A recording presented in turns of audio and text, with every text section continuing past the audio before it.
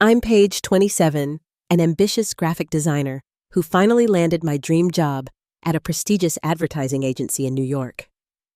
Just as I was celebrating this achievement, I received an urgent call from my mother demanding I return home to care for my 19-year-old sister Madison, who dropped out of college.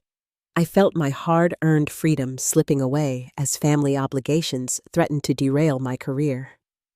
Before I continue this story, where are you watching from? Drop a like and subscribe to join me on this journey of finally putting myself first. Growing up in Oak Ridge, a small Midwestern town where creativity was seen as more of a hobby than a career path, I always felt like my talents were never fully appreciated. My parents had traditional values and expectations. My father, a kind-hearted high school history teacher, quietly supported my artistic aspirations, while my mother, a dental receptionist with unfulfilled ambitions, focused most of her attention on my younger sister Madison. From the moment Madison was born, when I was 8, she became the golden child of the family. She had these big blue eyes and blonde curls that charmed everyone, while I was the awkward, introverted kid with perpetually paint-stained fingers. Madison could do no wrong in my mother's eyes. If she broke something, it was an accident.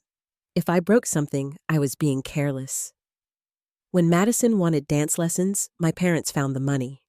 When I wanted art classes, I was told to check out books from the library. I don't want to sound bitter. I loved my sister, but the difference in how we were treated was impossible to ignore.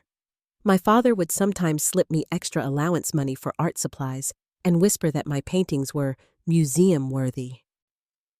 Those moments kept me going through the harder times. Everything changed when my father died of a sudden heart attack when I was 16. One day, he was helping me research art schools, and the next, he was gone. Our family dynamic shifted dramatically after that. My mother, overcome with grief and the stress of being a single parent, leaned on me heavily while simultaneously clinging to Madison as if she was the only light left in her world. I stepped up in ways most teenagers shouldn't have to. I cooked meals, helped with bills, and essentially became a third parent to Madison while still trying to maintain my grades. Meanwhile, Madison was shielded from responsibility because my mother didn't want her to lose her childhood. During my senior year, when I should have been applying to art schools, I was working 20 hours a week at a local diner to help with household expenses. The dream of attending a prestigious art program seemed to be slipping away. My high school art teacher, Mrs. Jameson, was the one who pushed me to apply anyway. She helped me put together a portfolio and even paid the application fee for the state university's art program from her own pocket. When I got accepted with a partial scholarship, I cried for hours. College was a constant struggle of balancing classes, multiple jobs, and frequent calls from home. I worked at the campus coffee shop in the mornings, waited tables on weekends, and took freelance design gigs whenever possible. Sleep became a luxury. Despite this, I maintained a 3.8 GPA and built a portfolio that started getting attention from small design firms. Meanwhile, Madison breezed through high school with my mother attending every volleyball game and school event, something she rarely had time for during my high school years. When Madison graduated, my mother took out a loan to send her to an expensive private university, something that was never even considered for me. Throughout those years, my mother perfected the art of emotional manipulation. Anytime I couldn't make it home for a weekend, or missed a family call because of work, I'd receive texts about how I was abandoning the family or forgetting where I came from. The guilt trips were relentless, but I persevered because I had a vision for my life that extended beyond the boundaries of our small town. After graduation, I moved to New York with nothing but 2 suitcases and a dream. The city was overwhelming at first, nothing like the quiet streets of Oak Ridge. I shared a tiny apartment in Brooklyn with 3 other struggling creatives, worked at a coffee shop during the day, and applied to every design position I could find at night. The rejection letters piled up. For every 50 applications, I might get 1 interview, and those interviews rarely led to offers. But each portfolio review taught me something new, and I continued refining my work. After a year of scraping by, I landed a junior designer position at a small marketing agency. The pay was barely enough to live on, but it was a foot in the door. While I was fighting to establish my career, Madison was following her typical pattern. She enrolled in business school, decided it wasn't for her. After one semester, switched to psychology, then dropped that program after finding it too intense. My mother defended each of these decisions, saying Madison was finding herself. What bothered me wasn't the changing interest that's normal at that age, but rather the complete lack of consequences. Each program change and dropout was met with understanding and financial support from my mother. After 3 years of working my way up through increasingly better positions, I finally got the call that changed everything. Archer & Stone, one of the most prestigious advertising agencies in New York, wanted me as a senior designer on their creative team. The salary was more than double what I was making. The benefits were exceptional, and the creative opportunities were everything I had dreamed of. I moved into my own apartment, a tiny but beautiful studio in Manhattan. It wasn't much, but it was mine, every square foot paid for with my hard work and determination. My tiny balcony overlooking the busy street below became my favorite place to sketch and dream up new designs. For the first time in my life, I felt like I was exactly where I was supposed to be. Then came the call that threatened to undo everything I had built. It was a Friday evening, and the Archer & Stone creative team was celebrating the successful pitch for a major cosmetics brand. We had worked around the clock for weeks, and our efforts had paid off. The client loved our campaign concept, and our boss, Jared, had taken us all out for drinks at an upscale bar near the office. To Paige, Jared raised his glass, whose brilliant redesign of the packaging sealed the deal. The client specifically mentioned your work. Everyone clinked glasses, and I felt that rare glow of professional validation wash over me. 3 months into my dream job, and I was already making a name for myself. My phone buzzed in my purse, but I ignored it. Whatever it was could wait. This moment was too precious. After a second round of drinks, my phone buzzed repeatedly, indicating multiple missed calls. Excusing myself, I stepped outside to check. 5 missed calls from my mother. My stomach instantly knotted. Multiple calls usually meant bad news. I called her back immediately, my mind racing through worst-case scenarios. Was Madison in an accident? Was Mom sick? Finally! My mother answered, her voice thick with tears. I've been trying to reach you for hours. Mom, what's wrong? Is everyone okay? No, nothing's okay. It's Madison. She's dropped out again. She came home yesterday with all her things. She says college isn't for her. My racing heart slowed slightly. Not an emergency, just another Madison situation. That's disappointing, but she'll figure something else out, I said, trying to sound supportive while hiding my frustration. You don't understand, my mother continued, her voice breaking. She's not just disappointed. The doctor says she's clinically depressed. She barely eats, barely leaves her room. I don't know what to do. I can't handle this alone. The knot in my stomach tightened. I knew what was coming next. Paige, I need you to come home, just for a little while. Madison needs both of us right now. I leaned against the brick wall of the building, suddenly feeling like I couldn't breathe properly. Mom, I can't just leave. I just started this job. We just landed a major client. They're counting on me. It's just a job, Paige, my mother said, her tone shifting from pleading to slightly accusatory. This is family. Madison needs her big sister. I need my daughter. Family comes first, you know that. Those familiar guilt triggers washed over me like a wave. Family comes first. As if my life, my dreams, my hard work meant nothing compared to family obligations, especially when those obligations centered around Madison. Let me think about what I can do, I managed to say. I'll call you tomorrow. I ended the call and immediately felt my chest constricting. I hurried to the restroom, locked myself in a stall, and tried to control my breathing as panic overwhelmed me. Everything I had worked for was hanging in the balance because Madison had once again given up when things got difficult. After splashing cold water on my face, I returned to the table, but the celebration had lost its luster for me. Amanda, a fellow designer who had become something of a mentor to me, noticed my change in demeanor. "Everything okay?" she asked quietly while the others were engaged in conversation. "Family stuff," I murmured. "My sister dropped out of college again, and my mom wants me to come home and help." Amanda's expression shifted to one of understanding. "I've been there.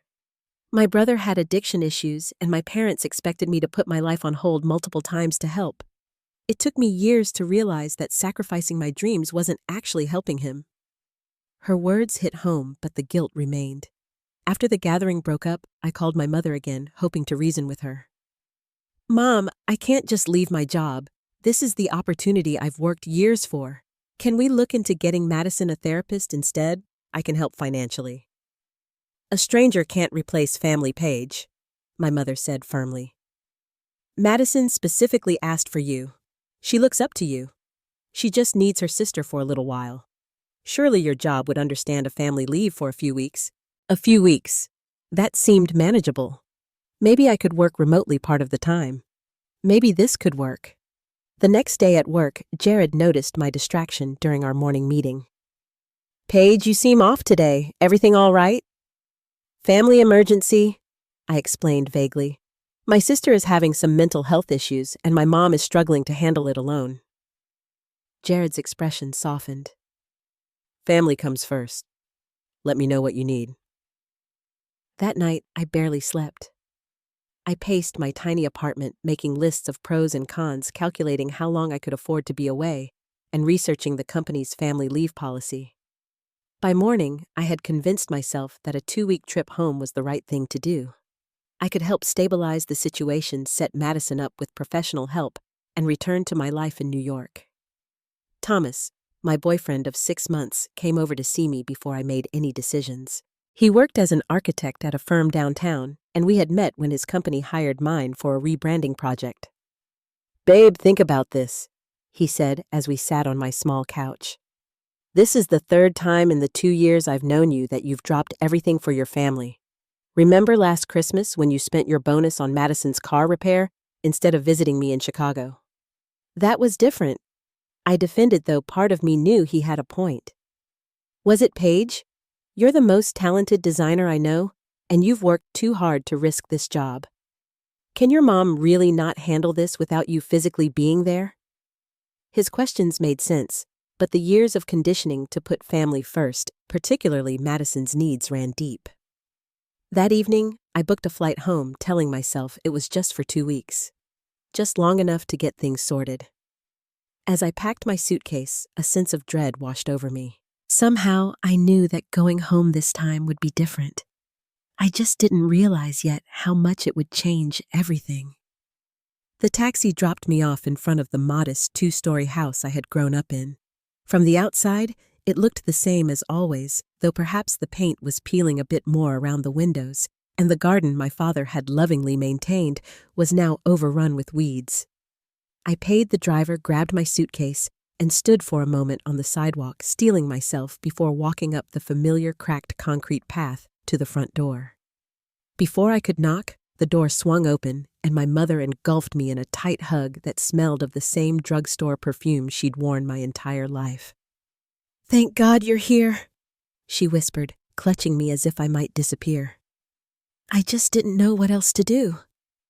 As she pulled back, I noticed the dark circles under her eyes and the new wrinkles that hadn't been there at Christmas. She looked older, more fragile somehow.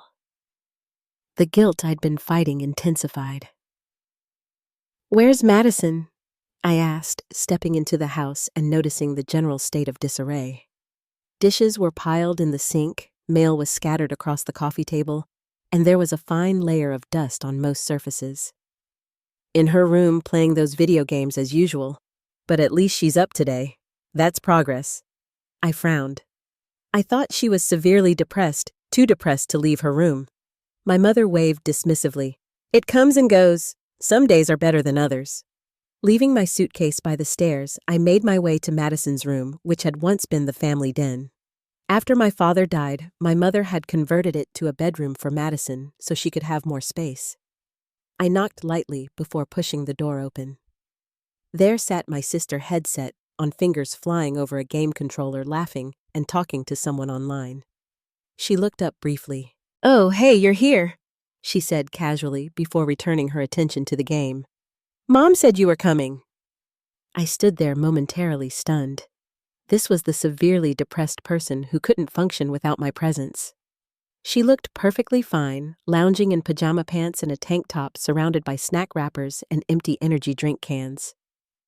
"Madison, can we talk for a minute?" I asked, raising my voice slightly to be heard over her game. "Can it wait? I'm in the middle of something." I felt a surge of irritation, but pushed it down. "Sure, I'll unpack first. We can talk later." I headed upstairs to my old bedroom only to find it completely transformed. The walls once covered with my artwork and photography were now bare except for Madison's volleyball trophies and posters. My desk, where I'd spent countless hours drawing and studying, was gone, replaced by a gaming setup with an expensive-looking chair and multiple monitors. "Mom," I called out confused, "where am I supposed to sleep?" My mother appeared at the bottom of the stairs. "Oh, I meant to tell you. We converted your room for Madison's gaming about 6 months ago. Her equipment needed more space than the den. I've made up the couch for you. It pulls out into a bed." I tried to hide my hurt and disappointment. "What happened to all my things? My art supplies? My books?" "They're boxed up in the basement, dear. We couldn't just leave your room untouched forever when Madison needed the space." Forever. I'd only been gone 3 years, and I came home for holidays. This wasn't about practical space needs. This was yet another sign that Madison's desires trumped everything else, including my history in this house. As I headed back downstairs, I noticed a familiar-looking envelope on the desk in the hallway. Picking it up, I was surprised to see it was addressed to my boss, Jared Kelly, at Archer & Stone. It was unsealed, so I slipped out the letter inside. "Dear Mr. Kelly," it read in my mother's handwriting. "I am writing to inform you that my daughter Paige will need to take an indefinite family leave effective immediately due to serious family circumstances." My blood ran cold. My mother had written to my boss without my knowledge or consent, essentially telling him I was taking an indefinite leave rather than the 2 weeks we had discussed. The letter was dated 3 weeks ago, long before her emotional phone call to me. I found my mother in the kitchen, attempting to clean up the dishes. "Mom, what is this?" I held up the letter, my hand shaking slightly. "You wrote to my boss 3 weeks ago about me taking indefinite leave." She had the decency to look embarrassed. "I was going to tell you about that. I thought it would help if the groundwork was already laid. I know how important your job is to you, and I wanted to make sure they held your position." "But indefinite leave. We agreed on 2 weeks, and you dated this before you even called me about Madison dropping out." "Well, I knew it was coming," she admitted. "The school called me about her failing grades a month ago. I could tell she wasn't going to last the semester." The pieces started coming together. So this wasn't a sudden emergency. You knew Madison was dropping out again, and you planned for me to come take care of her all along. "Not take care of her," my mother corrected. "Just help her get back on her feet. You've always been so good at motivating her." Before I could respond, I heard Madison's door open and her footsteps heading to the kitchen. She walked in still in her pajamas despite it being mid-afternoon and headed straight for the refrigerator. "There's no food," she complained, looking at our mother accusingly. "And we're out of my special almond milk." "I'll go shopping tomorrow, sweetie," our mother said quickly. "Paige just got here, and I wanted to spend time with her first." Madison rolled her eyes and grabbed an apple from the fruit bowl. "Whatever. Are you making dinner soon? Tara invited me to a movie night at 8. "You're going out?" I asked, unable to keep the incredulity from my voice. I thought you were dealing with depression. Madison shrugged. I have good days and bad days. Today's a good day. As she sauntered back to her room, apple in hand, I turned to my mother with raised eyebrows. She seems fine to me. You don't see her on the bad days, my mother defended weakly. Besides, the doctor said social interaction is important for her recovery. I bit my tongue to keep from pointing out that if Madison was well enough for movie nights with friends, she probably didn't need her sister to put her career on hold to care for her. That evening, while my mother was preparing dinner, I explored the house further, looking for my belongings. In the basement, I found stacks of boxes labeled Paige's Things. They were shoved into a corner, covered in dust, some of them water-damaged from a leaky pipe overhead. Opening one, I found my high school sketchbooks, the pages wavy and stuck together from moisture. In another box, I found a framed drawing my father had paid to have professionally matted and framed for my 16th birthday. The glass was cracked, and the mat was water-stained. My mother had promised to hang it in the living room after he died, saying it would be like keeping a part of him with us since he had been so proud of my talent. Instead, it had been discarded in a damp basement while Madison's volleyball trophies took pride of place on the mantel. As I carefully extracted the drawing from its damaged frame, I noticed a travel brochure tucked into another box. Picking it up, I saw it was for a Florida resort with a handwritten note. Reservation confirmed for June 15th, July 17th, Susan Lawson. My mother had booked a month-long Florida vacation starting just a few days after my arrival home, a vacation that had been planned well in advance judging by the confirmation date on the brochure, which was over a month old. With growing suspicion, I checked the family calendar hanging in the laundry room. There, marked in my mother's neat handwriting on today's date, were the words, Paige arrives, and 2 days from now, orientation for Tampa resort job. My mother had a job lined up in Florida. This wasn't just a vacation, she was relocating temporarily at least, and she had orchestrated my arrival to coincide perfectly with her departure. I was being set up to replace her as Madison's caretaker, not just for 2 weeks, but potentially for months. And neither of them had been honest with me about it. That night, lying on the uncomfortable pull-out couch that sagged in the middle, I called my boss directly. Jared, I'm so sorry about the confusion. My mother shouldn't have sent that letter. I only planned to be away for 2 weeks at most, and I can work remotely. There was an uncomfortable pause. Paige, I hate to tell you this, but we've already brought in a freelancer to cover your projects.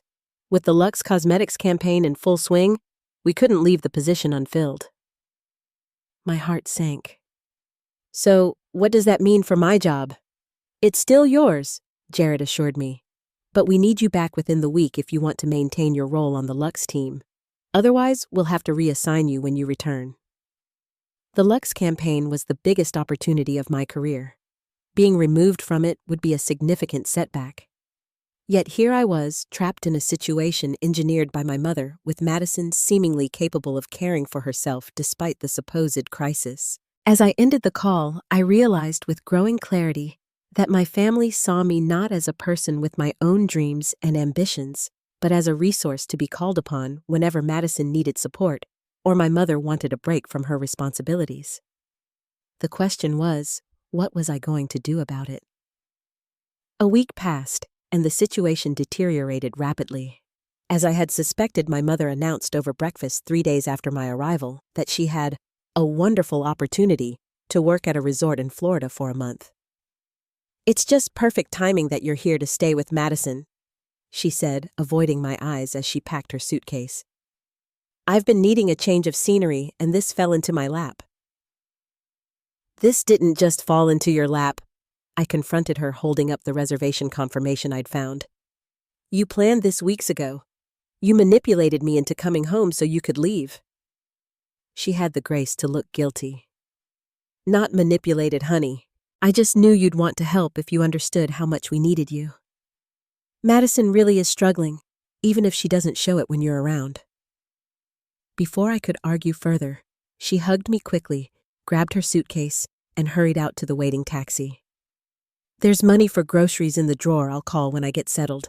And just like that, I was alone with Madison, who had slept through our mother's departure and didn't emerge from her room until noon. "Where's Mom?" she asked, looking around the kitchen as if our mother might be hiding behind the refrigerator. "On her way to Florida for her resort job, the one that was planned weeks ago. Did you know about this?" Madison shrugged, reaching for a box of cereal. "She mentioned something about a job opportunity. Didn't know it was happening so soon." I didn't believe her for a second, but arguing wouldn't change the situation. I was stuck here at least temporarily while my career hung in the balance back in New York. I tried to establish some ground rules. "Look, if I'm staying here to help you, we need to work together. I have to keep up with some work remotely, and you need to start thinking about your next steps." Madison nodded absently, already scrolling through her phone. "Sure, whatever. Can you make something for dinner later? I'm meeting friends at the mall." And so began my new role as Madison's caretaker cook and housekeeper. I tried to work remotely, setting up a makeshift office at the kitchen table since my old bedroom was now Madison's gaming headquarters. But every time I got into a creative flow, Madison would interrupt with a request or complaint. "Paige, can you drive me to Tara's house?" "Paige, we're out of my special shampoo." "Paige, the Wi-Fi is too slow when I'm gaming. Can you call the company?" I felt like I was being nibbled to death by ducks. Each request was small, but together, they consumed my day and destroyed my productivity. 5 days into my mother's absence, I received a call from Amanda at work. "Paige, I wanted to check in. Also, the team is starting concept work on the holiday campaign for Lux. Jared asked me to see if you'd be back in time to lead it." The holiday campaign, a major opportunity that could cement my position at the agency and potentially lead to a promotion. "When do you need me back?" I asked, heart racing. "Ideally by next Monday. That gives you 4 days? I'll be there." I promised, though I had no idea how I would manage it. "Save me a spot at the planning meeting." That evening, I attempted to talk to Madison about my need to return to New York soon. She was sprawled on the couch watching a reality show and texting simultaneously. "Madison, we need to talk about next steps. I have to get back to work on Monday." She looked up genuinely surprised. "You're leaving, but Mom won't be back for weeks. Who's going to stay with me?" "You're 19, Madison. You can stay by yourself, or find a roommate, or get a job in your own place." She laughed as if I'd said something absurd. "I can't afford my own place, and I'm not ready for a job yet. I'm still figuring out my path." "Well, I can't put my entire career on hold while you figure it out," I said, trying to keep the frustration out of my voice. "I've worked too hard to get where I am." Madison's expression hardened. "It's always about you, isn't it? Your career, your dreams. What about supporting your family? Mom said you'd help me get back on my feet." "And how exactly are you trying to get back on your feet? Have you looked for jobs, considered community college, anything?" "I told you I'm not ready yet," she snapped, standing up abruptly. "Some of us don't have it all figured out like Perfect Paige." Before I could respond, she stormed off to her room, slamming the door hard enough to rattle the pictures on the wall. The next day, things escalated further. Madison invited friends over without asking, and I came home from grocery shopping to find 6 people in the living room making a mess and being loud. I recognized a few of them from her high school days, none of whom had jobs or attended college from what I could gather. "Madison, a little heads up would have been nice," I said quietly, pulling her aside. "It's my house too," she retorted, "and my friends wanted to hang out." I let it go, retreating to the kitchen to try to get some work done on my laptop. Hours later, after her friends had finally left, I discovered someone had spilled something on my portfolio binder that I'd left on the coffee table. The pages were stuck together, and several printouts of my best work were ruined. "Madison," I called out, anger rising. "Did you see what happened to my portfolio?" She wandered into the living room, still holding a bag of chips.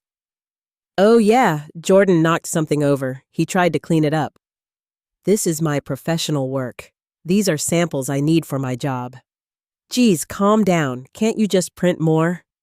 The casual dismissal of something so important to me was the last straw. This isn't working, Madison. You need to start taking some responsibility. I can't be your babysitter forever. I never asked you to be my babysitter, she shot back. Mom's the one who wanted you here. I was doing fine without you. Really? Because according to Mom, you were too depressed to function without me here. Madison rolled her eyes. Mom exaggerates. I was just taking a mental health break. A mental health break, I repeated slowly. While Mom works at a resort and I put my career at risk. That sounds fair. Don't make this my fault, Madison snapped. It's not my job to make your life convenient. We're family. Families help each other. Help goes both ways, Madison. What exactly are you doing to help this family? She didn't have an answer for that. Instead, she retreated to her room again, this time taking my laptop with her. I need to borrow this. Mine's acting weird. Before I could protest, she had locked herself in her room. I pounded on the door, demanding my computer back, but she turned her music up to drown me out. An hour later, she emerged, handing the laptop back without a word. When I opened it, I discovered she had accidentally spilled soda on the keyboard. Several keys were sticky and unresponsive, and there was a small crack in the corner of the screen. Madison, what did you do? I held up the damaged laptop, which contained all my current work files. It was an accident, she shrugged. It still works mostly. I took a deep breath, trying to control my temper. I need this for work, for my job. The job that pays actual money, which is apparently supporting this household now. Whatever. Mom pays the bills here, not you. With what money, Madison? Mom's working at a resort for probably minimum wage. Before that, she was a receptionist. Where do you think the extra money comes from when you need something? Who do you think paid for your car repair last Christmas? Madison looked genuinely confused. That was Mom. No, that was me. I sent Mom my Christmas bonus to fix your car instead of visiting Thomas's family like I had planned. She was silent for a moment, processing this information. Well, no one asked you to do that. Don't blame me for your choices. At that moment, my phone rang. It was my mother checking in from Florida. How are things going, sweetie? She asked cheerfully. Is Madison doing better with you there? Mom, this isn't working, I said flatly. Madison doesn't need a caretaker. She needs to grow up and take some responsibility. And I need to get back to my job before I lose it completely. There was a long pause before my mother responded, her voice suddenly cold. I see. So you're just going to abandon your sister when she needs you? Leave me to handle everything alone like always.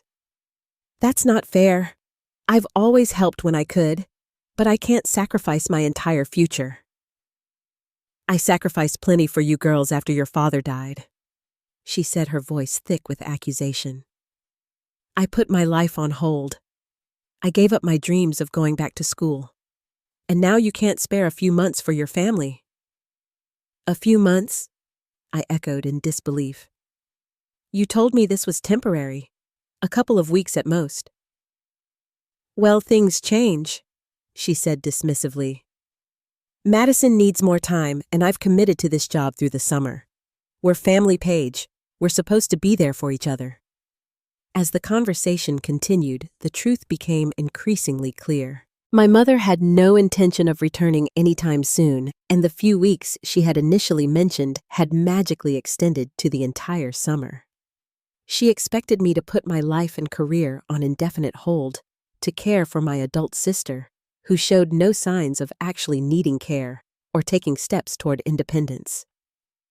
By the time I hung up, I felt numb with the realization that my family had planned my entire future without my consent or input. They had decided my role was to be Madison's permanent support system, regardless of the cost to my own dreams and ambitions. That night, as I lay awake on the uncomfortable couch, I came to a painful but necessary conclusion. I couldn't keep setting myself on fire to keep others warm, especially when they took my sacrifice for granted. Something had to change, and since I couldn't change them, I would have to change how I responded to them. The next morning, I sat alone in our overgrown backyard, watching the sunrise from the old wooden swing my father had built. The cool morning air cleared my head as I contemplated my situation with fresh eyes. I remembered my father's words during one of our last conversations before his heart attack.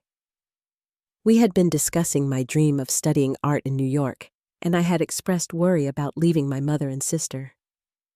"Paige," he had said, his kind eyes crinkling at the corners. "You have to live your own life, not someone else's. Helping family is important, but not at the cost of your own happiness. Your mother and Madison will be fine.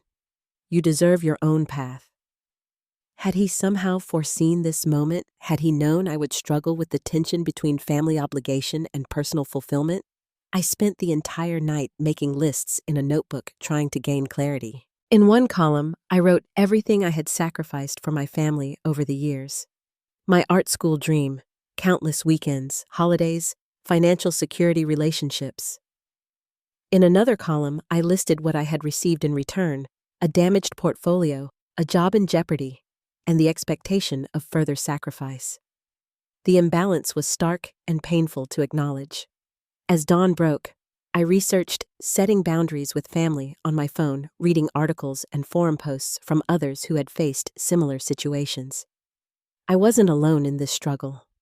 Many others had found themselves the designated responsible one in a family dynamic that took their support for granted. One particular passage resonated deeply. "Sometimes the most loving thing you can do for others is to stop enabling behavior that keeps them from growing. Real love means wanting the best for others, even when that requires difficult boundaries." By mid-morning, I had made my decision. I called Thomas, who answered immediately despite being at work. "Paige, how are you holding up? Any progress with the family situation?" "I've made a decision," I said, surprised by the steady calm in my voice. "I'm coming back to New York. Not in 2 weeks. Now." "Thank God," he breathed. "I've been worried sick about you losing your position. What changed your mind?" I realized I can't solve problems for people who don't want solutions. My sister doesn't need a caretaker, she needs consequences, and I can't provide those while sacrificing my own future. Thomas's voice was warm with approval. "That's the Paige I know. Strong and clear-headed. What's your plan?" "I'm still working that out, but I need your help with something. Can you check on my apartment? Make sure everything's okay there." "Already did yesterday. Your plants are watered. Mail is collected. The place is waiting for you." His words brought unexpected tears to my eyes. While my family was planning my life without consulting me, Thomas was quietly supporting my independence. Next, I called Amanda at work. "Paige, please tell me you're coming back. Jared's been asking about the holiday campaign concepts." "I am," I confirmed. "But I need a favor. Can you bring my backup hard drive and tablet from my desk drawer to my apartment? I'll need them to finish some work before Monday's meeting." "Of course," she agreed instantly. "When are you coming back?" "Tomorrow," I said firmly. "I'll be at the Monday meeting." "What about your family situation?" "I'm handling it, just differently than they expected." After ending the call, I spent the afternoon carefully planning. I checked my finances, confirming I had enough savings to help my family financially without sacrificing my career. I called my landlord to ensure my lease was secure and made arrangements with a monthly grocery delivery service to send essentials to my mother's house. I would support my family, but on my terms, in ways that wouldn't destroy what I had built. The hardest part was composing the letter. I went through 7 drafts, trying to find the right balance between compassion and firmness. I didn't want to hurt them, but I needed them to understand that things had to change. While Madison was out with friends that evening, I called Jared directly. "I'll be back in the office on Monday," I told him. "The family situation is being handled differently than expected." "That's good to hear," he said, relief evident in his voice. "The Lux team has been asking for you specifically. They liked your aesthetic direction." "I won't let them down," I promised. After dinner, I checked flights on my phone, finding a direct flight to New York the next afternoon. Without hesitation, I booked it using my emergency credit card. It felt both terrifying and liberating to take this step. That night, I packed essentials into my suitcase when Madison was busy gaming with her online friends. I retrieved a few precious mementos from the basement boxes, including my father's watch and the damaged drawing he had framed. These pieces of my history deserved better than to rot in a damp basement. I set up automatic monthly transfers from my checking account to my mother's, enough to help with expenses, but not enough to enable continued irresponsibility. I made a list of local therapists and job resources for Madison, printing it out to leave with my letter. The mixture of emotions was overwhelming: guilt at the thought of leaving, fear of their reaction, but underneath it all, a growing sense of liberation. For perhaps the first time in my adult life, I was prioritizing my own well-being, not out of selfishness, but out of the recognition that my worth wasn't tied solely to what I could do for others. As I finalized my plans, I felt my father's presence stronger than I had in years. I could almost hear him say, "It's time to live your own life, Paige." And for once, I was ready to listen. My last day in the family home felt surreal. I went through the motions, making breakfast, tidying up, all while knowing I would be gone by afternoon. Madison slept late as usual, and when she finally emerged around 11, I had already called a taxi to pick me up at 1. "There's leftover pasta in the fridge for lunch," I told her casually. "I'm going to the library to use their computer since mine is damaged." She barely looked up from her phone. "Whatever. Can you grab some ice cream on your way back?" "Sure," I lied, feeling a pang of guilt that I quickly suppressed. This wasn't about punishing Madison or my mother. It was about reclaiming my life and giving them the opportunity to reclaim theirs. While Madison was in the shower, I placed my carefully written letter on the kitchen table. I had sealed it in an envelope with both my mother's and Madison's names on it. I stood there for a moment, hand resting on the envelope, heart racing. Was I really going to do this? Leave without a face-to-face goodbye? Part of me felt like a coward, but another part knew that a direct confrontation would only result in emotional manipulation that might weaken my resolve. In the letter I had written, "Mom and Madison, by the time you read this, I will be on my way back to New York. I love you both, but I can't continue to be the solution to problems you're not willing to address yourselves. Madison, you are capable of so much more than you give yourself credit for. You're smart, personable, and resourceful when you want to be. But constantly being rescued from consequences isn't helping you grow. It's keeping you trapped in patterns that will limit your life. I've left information about the community college's career counseling program and some local job opportunities that might interest you. I'm also setting up a therapy fund for you that will cover weekly sessions for 6 months if you choose to use it. Mom, I understand that raising us alone after Dad died was incredibly difficult. I know you've made sacrifices, and I appreciate everything you've done, but expecting me to put my entire future on hold isn't fair or realistic. I've arranged for a monthly contribution to household expenses and set up grocery deliveries to help while you're in Florida. I'm not abandoning my family responsibilities, I'm just fulfilling them in a way that doesn't require sacrificing the career I've worked so hard to build. I need space and time to focus on my life in New York. I won't be answering calls or messages for a while as I sort things out. This isn't goodbye forever. It's just me establishing healthy boundaries that should have been in place long ago. When you're ready to have a relationship based on mutual respect, rather than expectation and obligation, I'll be here. I love you both too much to continue enabling patterns that aren't healthy for any of us. With love and hope for change. Paige. I had read and reread the letter, making sure it conveyed firmness without cruelty, boundaries without rejection. It was the hardest thing I'd ever written. With a deep breath, I picked up my suitcase and quietly left through the back door. The taxi was waiting at the end of the street as arranged. As we drove away, I felt an overwhelming mix of emotions: grief for the relationship I wished we had, guilt for leaving without confrontation. But underneath it all, a growing sense of rightness. The taxi ride to the airport was a blur. I kept checking my phone, half expecting frantic calls from Madison, but it remained silent. She was probably still unaware that I had left. At the airport, I moved through security in a daze, my mind racing with second guesses. Was I doing the right thing? Should I have tried harder to make them understand in person? What if this permanently damaged our relationship? But as I boarded the plane, another thought emerged. What about the relationship with myself? The one I had been damaging for years by always putting others' needs above my own. Didn't that relationship deserve care and protection too? As the plane took off, I turned my phone to airplane mode, symbolically disconnecting from the expectations and obligations that had defined so much of my life. For the next few hours, I would be unreachable, suspended between my old life and whatever awaited me in New York. I arrived back at my tiny Manhattan apartment late that evening. Opening the door felt like coming home in the truest sense, not just to a physical space, but to myself.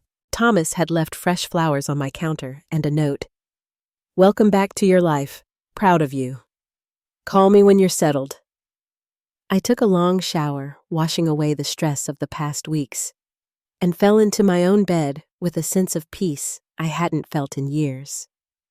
Tomorrow would bring its own challenges, but for now, I allowed myself to simply rest in the knowledge that I had taken a necessary step toward healing. The next morning, I finally turned my phone back on. As expected, there were numerous notifications: 12 missed calls from Madison, 5 from my mother, and a flurry of text messages ranging from confusion to anger. "Madison, where are you? Did you seriously leave without saying goodbye?" Madison, "I can't believe you just abandoned me like this. So much for family." Mother, "Paige, call me immediately. What you've done is incredibly selfish and hurtful." Madison, "Fine, leave. I didn't need your help anyway. You've always been so full of yourself." Mother, "I raised you better than this. Your father would be so disappointed." That last one stung, but I reminded myself that my father was the one who had encouraged me to live my own life. He would understand this decision better than anyone. I didn't respond to any of the messages. Instead, I focused on preparing for my return to work the next day. I spent Sunday organizing my thoughts for the holiday campaign and working on preliminary sketches using the tablet Amanda had dropped off. Monday morning, I walked into Archer & Stone with my head held high, greeted by genuine smiles from my colleagues. "The prodigal designer returns," Jared said warmly. "Glad to have you back, Paige. Everything okay with your family?" "It's complicated," I admitted, "but I'm handling it. Thank you for holding my position." "Talent like yours doesn't come along every day," he said simply. "The Lux team is excited to see your holiday concepts this afternoon." As I settled back at my desk, Amanda stopped by with coffee. "So," she asked quietly, "how did they take it when you left?" "I left a letter," I admitted. "Cowardly maybe, but I couldn't face the manipulation in person." "Not cowardly," she corrected. "Strategic. Sometimes distance is the only way to break unhealthy patterns. Give them time.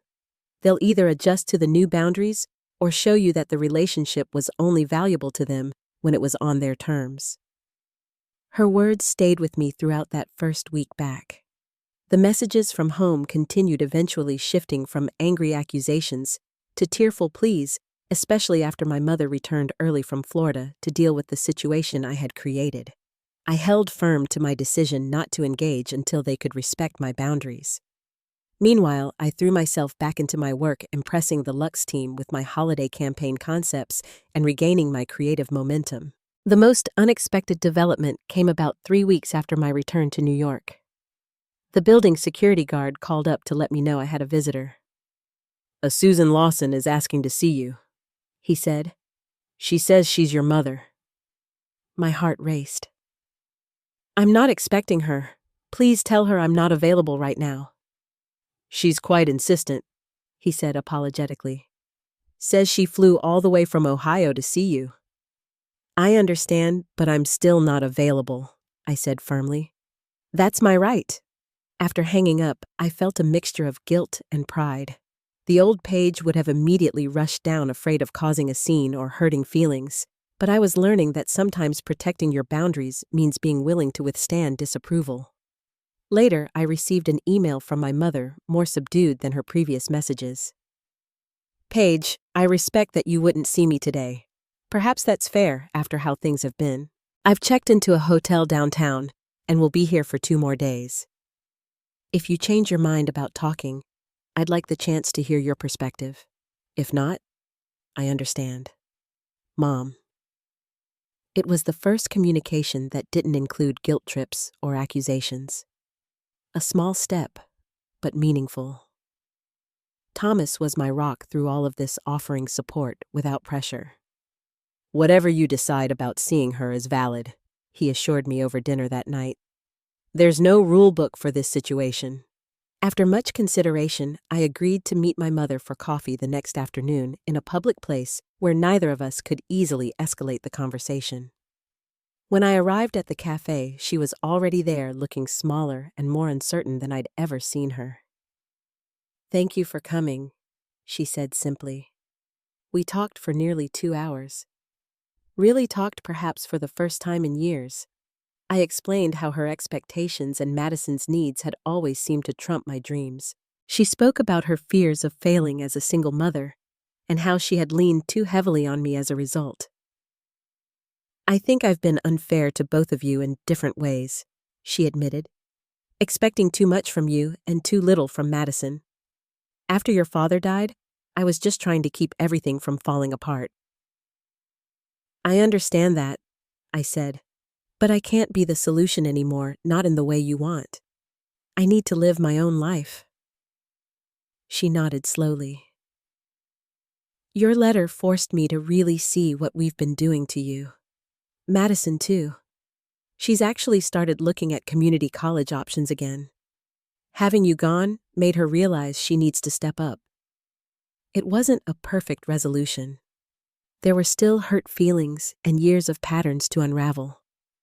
But it was a beginning, a crack in the wall of expectation and obligation that had stood between us for so long.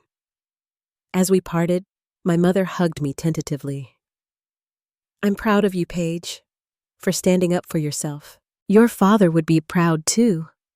Those words, freely given rather than used as manipulation, meant more than she could know.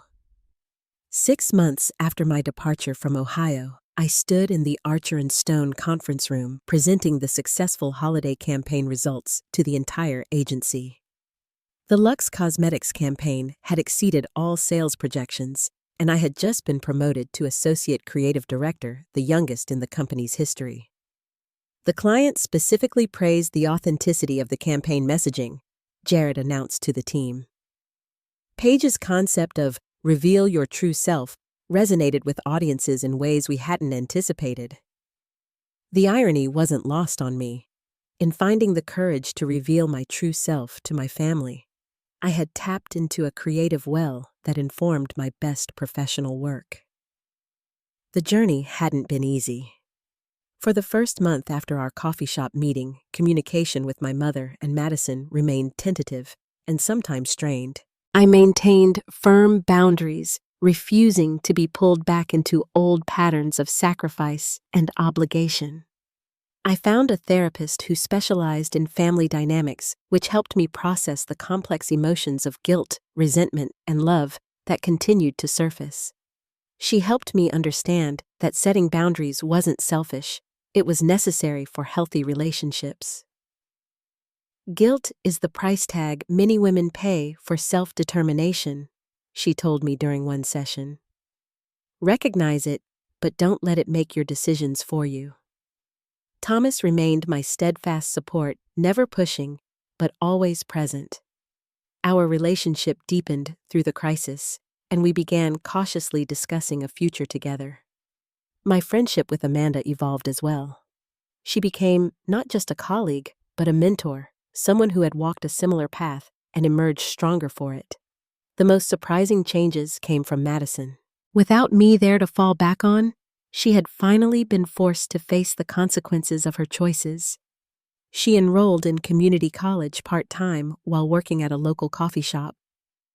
Our conversations, when we had them, revealed a new maturity in her approach to life. I never realized how much I was depending on you and Mom to solve everything, she admitted during one phone call. It's harder doing things myself, but it also feels better somehow. My mother, too, had changed. She returned to her receptionist job in Ohio, and while she still occasionally slipped into old patterns of subtle guilt and emotional appeals, she caught herself more often than not. I'm trying, she would say when I called her out on it. Old habits die hard. 3 months after my departure, I flew back to Ohio for a day meeting my mother and Madison on neutral ground at a restaurant halfway between the airport and our old home. It was awkward at first, but less charged than I had feared. We didn't discuss the past much. Instead, we focused on the present, on Madison's classes and my mother's book club and my latest design projects. It wasn't perfect, but it was real, more authentic than the relationship we had before. As I settled into my new role at Archer & Stone, I realized that the very act of valuing myself enough to leave had created space for everyone to grow. My sister was developing independence. My mother was finding her own strength, and I was thriving in ways I never could have if I had stayed. One evening, as I sat on my small balcony overlooking the New York skyline, I reread my father's last birthday card to me, which I had rescued from those basement boxes. Always remember, he had written, that taking care of yourself isn't selfish, it's necessary. Your dreams matter too. I traced his handwriting with my finger, feeling closer to him than I had in years. In the end, I had honored his memory, not by sacrificing my dreams, but by finally having the courage to pursue them. The road ahead wouldn't always be smooth. Family patterns are deep-rooted and easily triggered. But I had found a truth that would guide me through future challenges. Sometimes the most loving thing you can do for others is to love yourself enough to set boundaries.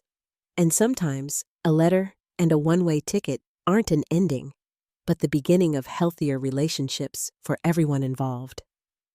Have you ever had to make a difficult choice between family obligations and your own dreams? What would your letter have said if you'd written one? Like and subscribe if you've ever had to prioritize yourself after years of putting others first, and share this story with someone who might need to hear that it's okay to choose their own path. Thank you for listening to my journey, and remember that true family supports your growth rather than limiting it.